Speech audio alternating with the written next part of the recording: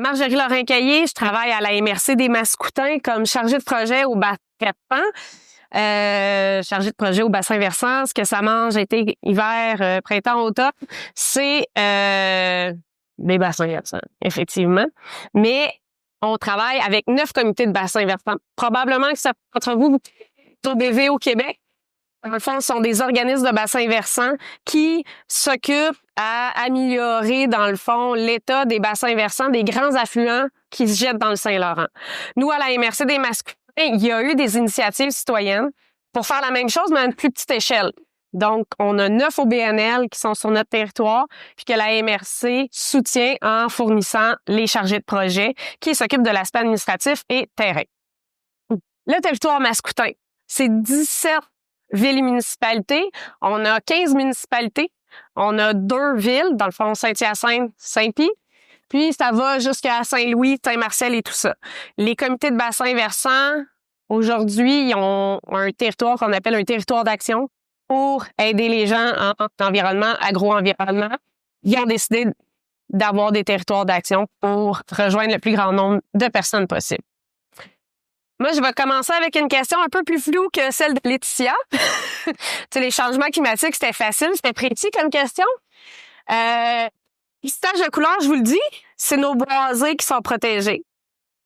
Mais à part ça, j'aimerais savoir ce que vous remarquez dans la carte que j'ai mise ici. Oui. Il y a beaucoup de cours d'eau. Ils ont comme un petit problème, ils manquent de courbes un peu, hein? Ils sont comme tout alignés. Mais pourquoi on est arrivé à ça ici sur notre territoire? C'est pas parce que nos agriculteurs, un jour, ils ont dit « Let's go, on se met tout ça en ligne droite ». Vous le savez, en éducation, les façons de penser, les façons d'enseigner ont évolué. Ben, l'agriculture, vous le savez aussi, ça a beaucoup évolué. Puis, de 1900 à 1980, le MAPAC entretenait les cours d'eau. Autrement dit, quand il y avait un problème, c'était le ministère de l'Agriculture qui allait sur le terrain puis qui entretenait. Donc, si on s'en revient dans un des temps plus récents, l'auto 70, 80, tout ça, on commence à s'en aller vers de l'agriculture un peu plus intensive. On peut être plus rentable. C'est des entreprises. C'est plus de l'agriculture où est-ce qu'on veut faire survivre notre famille. On veut cultiver, on veut être rentable, on devient des entreprises. Donc, plus de terrain. Faut enlever aussi les irritants. Donc, un cours d'eau qui est sinueux, tu sais, il faut prendre le temps de tourner dans les et tout ça. Pourquoi pas le mettre en ligne droite? Ça va aller plus vite pour cultiver, puis on va avoir, tu sais, pleine grandeur. Donc, on fait ça, mais c'est pas l'agriculteur comme tel qui a décidé ça. C'est comme le milieu agricole. C'est une bonne idée. On va continuer.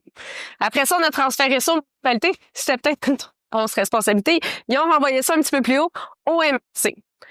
Donc, depuis 2005-2006, les MRC s'en occupent. À la base, on faisait la même chose. C'était presque une entreprise que de nettoyer le plus grand nombre de kilomètres de cours d'eau dans une MRC. Il y avait de la demande. Le producteur agricole nous disait, je l'ai pas dit, mais la raison de nettoyer un cours d'eau, on a des drains agricoles, faut que ça évacue. Faut que ça coule, faut que l'eau coule. Sinon, l'eau reste où? Dans le champ. Donc, on veut faire sortir l'eau, puis plus longtemps, on a toujours eu beaucoup d'eau, fait que c'était pas une question, c'était pas un problème d'évacuer l'eau. Donc, le MAPAC nettoyait pour cette raison-là. Les MRC, au début des années 2000, pour cette raison-là, on nettoyait. On avait la responsabilité de l'écoulement des eaux pour la protection des biens et des personnes.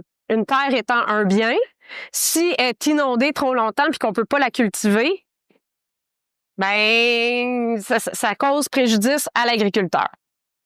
C'est un peu vu comme ça. On s'est rendu compte avec le temps que c'est peut-être pas ce qu'il y avait de mieux, nos cours d'eau en ligne droite. On a compris plein de choses que je vais pouvoir vous expliquer plus tard avec la table.